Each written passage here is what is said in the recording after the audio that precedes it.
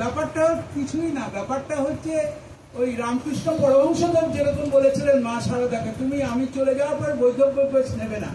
মনে করো আমি এই ঘর থেকে পাশের ঘরে যাচ্ছি, আত্মা আগুনে বিনষ্ট হয় না, এটা আমরা সবাই জানি। আত্মা জলে ডোবে না, আত্মা অবিনশ্বর। শুধু পুরনো জামা কাপড়ের মতো, আমরা যেমন পুরনো জামা কাপড় যখন হয়ে যায়, জীর্ণ হয়ে যায়, তখন আমরা সেটা পরিত্যাগ করি। আত্মাও তেমনি, সেই দেহ যখন জীর্ণ হয়ে যায়, আত্মা দেহটা পরিত্যাগ করে নতুন রূপ, নতুন এটাই হচ্ছে জগৎ সংসারের সৃষ্টির রহস্য। এই যে কিশোরয় মানে গাছের যে নতুন কুড়ি, একটা গাছ দীর্ঘদিন হয়ে যাওয়ার পরে মরে যায়, কিন্তু তারপরে আবার কিন্তু তার কিশোরয় মানে নতুন পাতা গজায়, তার মধ্যে দিয়ে প্রাণের সঞ্চার হয়। আমরা চিরকাল থাকবার জন্য এখানে আসিনি, কিন্তু প্রভুর ইচ্ছায় এসেছি, প্রভুর ইচ্ছায় চলে যাব। কিন্তু যাওয়ার আগে প্রভু যেরকম ভালোবাসেন, যা যা করতে বলেছেন, সেই কর্মগুলো যদি আমরা ঠিক ঠিক করি, তবেই কিন্তু আমাদের মুক্তির পথটা সহজ হয়ে যায়। মুক্তি মানে তো অনেকে বলে যে বয়স্ক লোকেদের আর ভালো লাগছে না, মুক্তি মুক্তি। আমি বলি, মা কোথায় যাবে তুমি? সবটাই তো ঠাকুরের জগৎ, সবটাই ঠাকুরের জগৎ, তাকে বাদ দিয়ে তো কিছু নাই। সুতরাং এই বিশ্ব ব্রহ্মাণ্ডে যা কিছু দেখছি, শ্রী বড় মাকে ঠাকুর বলেছিলেন, ওই যখন পাবনা হিমায়তপুর ছেড়ে চলে এলেন, তিনি মাঝে মাঝে বলতেন যে এত কিছু পাবনাতে একটা আমরা ছেড়ে চলে এলাম। ঠাকুর বলতেন, একটা চিঠিও আছে ঠাকুরের, যে আজ যাহা দেখিতে পাইতেছ কাল তাহা দেখিবে না।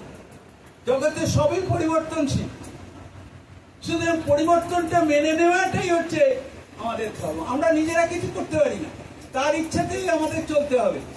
তিনি যেরকম বলবেন সেরকম ভাবে যদি আমরা চলি, দেখবেন ওই নামের মধ্যে দিয়ে যে শক্তি সঞ্চারিত হবে আপনার মধ্যে, এই দুঃখ শোক তাপ সবকিছু দূরীভূত হয়ে যাবে। শুধু কলিযুগে আর কিছুই নেই, শুধু নাম। কত সহজ হয়ে গেছে ভাবুন তো। আগেকার দিনে কত শয়ে শয়ে বছর, হাজার বছর তপস্যা করে তারা যে ফল লাভ করতেন, কলিযুগে শ্রী ঠাকুর এই যে শ্রেষ্ঠতর নাম, অষ্টম মার্গের নাম, এর উপরে কোনো নামই হয় না। এই নাম তিনি, এবং এমনকি আমি কালকেও বলছিলাম একটা সৎসঙ্গে, যে মৃতদেহ পর্যন্ত প্রাণ সঞ্চার হয়েছে। আমাদের পাবনা হিমায়তপুরে নাম চিকিৎসালয় ছিল, তখন একসাথে একটা অসুস্থ মানুষের দেহতে কাজ করে 5-6 জন মিলে নাম করত, সেই নামের দ্বারা সুস্থ হয়ে, এটা বারবার প্রমাণিত হয়েছে। সুতরাং তার যদি সমস্ত অর্গানগুলো ঠিক থাকে একটা মানুষের, তাহলে কিন্তু সেই কুমিল্লার মা, আপনারা যারা পুরনো মানুষ তারা জানেন, তার লিভার ক্যান্সার হয়ে তিনি মারা গেছিলেন। ঠাকুর তারপরে 7 দিনের সেই যজ্ঞ করতে বললেন। 7 দিনের যজ্ঞ করার পরে, চন্দন কাঠ দিয়ে সেই যজ্ঞ হয়েছিল, সেই যজ্ঞ করার পরে তারপরে কিন্তু তার মৃতদেহে প্রাণ সঞ্চার হয়েছিল। এবং শুধু তাই না, ঠাকুরের নির্দেশে তৎকালীন সময়ে অনেক ঋত্বিক দেবতা পাবনাতে তারা কিন্তু সাকসেসফুল হয়েছেন এই জিনিসটা। সুতরাং এটা একটা এমন কিছু ব্যাপার না, আমরা শুধু বুঝতে পারি না পরমপিতার কি ইচ্ছা, কারণ আমাদের একটা নির্দিষ্ট ভূমিকা রয়েছে এখানে। আমরা যে এসছি চিরকাল এখানে চিরস্থায়ী কোনো থাকার জন্য আসিনি, কিন্তু সেই নির্দিষ্ট কর্মটা যদি আমরা করে যেতে পারি, তার মানে মনোগত যে আর কি, তার ইচ্ছা যেটা, সেই মতো যদি আমরা চলতে পারি, তাহলে কিন্তু আমাদের এই মানব জীবন ধন্য হয়ে যায়, সার্থক হয়ে যায়। কারণ আমাদের এই ক্ষুদ্র জীবন, আমাদের আর কিছু নেই, শুধু আছে সেই সেবার মধ্যে দিয়ে। এটা বহু বড় পূর্ণ মাস, জগৎ জননী শ্রী বড় মার জন্ম মাস। আমি একটা চরিত্রের কথা বলি, বড় মার চরিত্রের কথা, ঘটনা আর কি। একবার শ্রী বড় মার প্রচন্ড কার্বাঙ্কেল হয়েছিল, সেই থাইতে এত যন্ত্রণা, এত কষ্ট পাচ্ছিলেন। ওখানে পাবনাতে কোনো ডাক্তার তাকে করতে পারছিলেন না, সেরকম ভাবে ছিল না। কলকাতা থেকে চিকিৎসক নিয়ে যাওয়া হয়েছিল। তিনি যে সেই একটা এমন বেকায়দায় সেই কার্বাঙ্কালটা হয়েছিল, এত বড় হয়েছিল এবং এত যন্ত্রণাদায়ক, এত কষ্টদায়ক, ভাবা যায় না।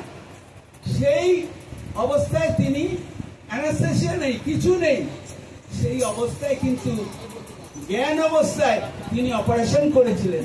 সেই কষ্ট সহ্য করার পরে যখন ব্যান্ডেজ ট্যান্ডেজ করে দেওয়া হলো, ঠাকুর নির্দেশ দিলেন, ডাক্তারবাবু কলকাতা থেকে এসছে, তুমি এর জন্য অন্নব্যঞ্জন প্রস্তুত করো। বড়মা নির্দ্বিধায় সেই স্বামী আদেশ পালন করার জন্য সেই তার জন্য সুস্বাদু অন্নব্যঞ্জন প্রস্তুত করেছিলেন এবং ডাক্তারবাবু খেয়ে আশ্চর্য হয়ে গেছেন।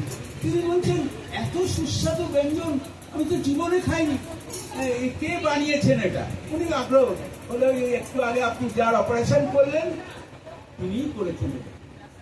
অবাক হয়ে গেছে, বলে এই তো অসম্ভব ব্যাপার। তার মানে আমাদের এই নামের মধ্যে দিয়ে কি হয় জানেন?